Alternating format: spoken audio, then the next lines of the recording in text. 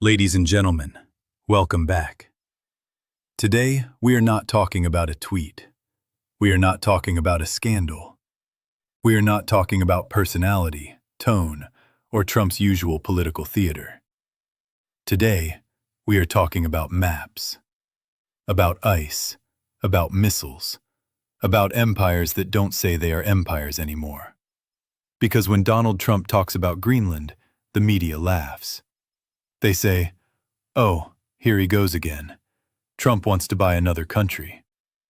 They turn it into a joke, a meme, a late-night monologue. But here's the uncomfortable truth.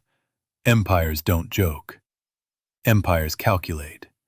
And whether you love Trump, hate Trump, or can't stand hearing his name anymore, one thing is clear.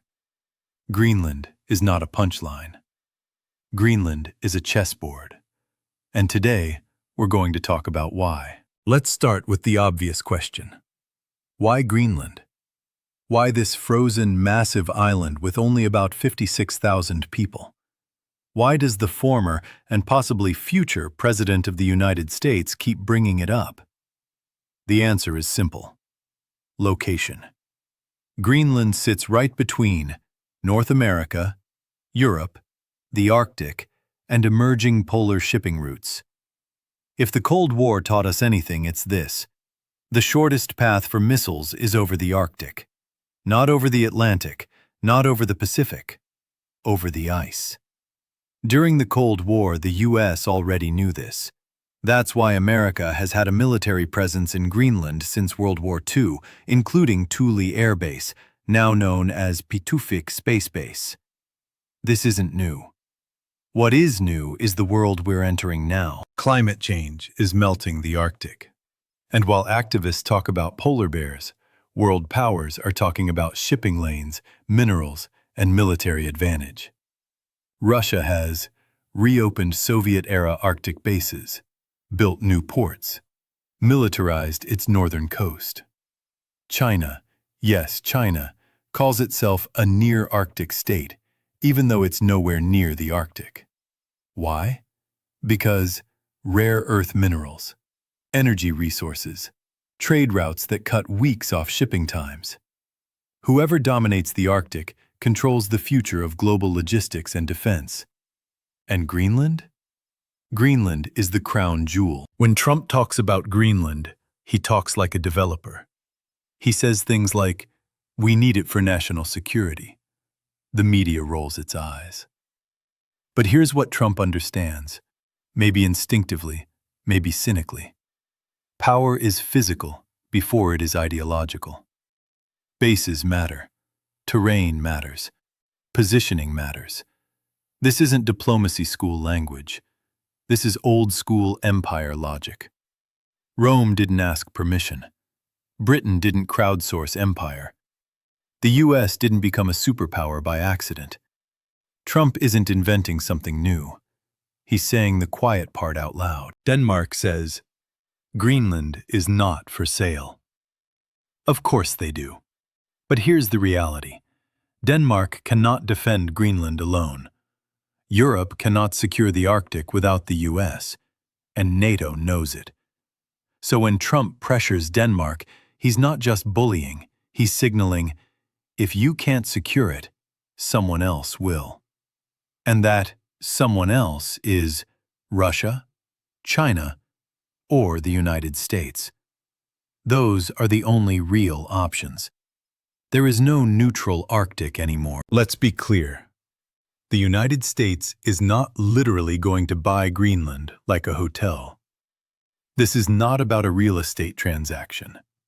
This is about expanded military control, permanent infrastructure, radar systems, missile defense, space surveillance. Trump talks about a Golden Dome missile shield.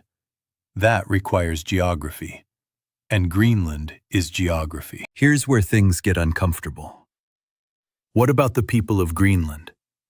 56,000 human beings, indigenous communities, a culture. Do they get a say? Officially, yes. Strategically?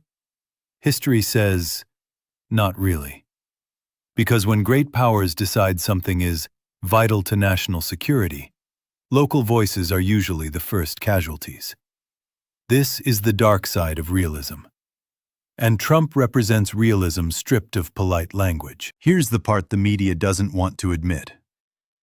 Trump talks about Greenland loudly. Biden strengthens Arctic military cooperation quietly. Different style, same strategy. The U.S. is not leaving Greenland. The U.S. is doubling down. Trump just refuses to pretend otherwise. You might be thinking, why should I care about Greenland? Because this is what the next decade looks like. More territorial competition, less international law, more national security justifications, less democracy in decision-making. Greenland is not an exception. It's a preview. America doesn't call itself an empire, but it acts like one. Bases everywhere, influence everywhere, security interests everywhere. Trump doesn't deny it. He embraces it. That's why he scares people.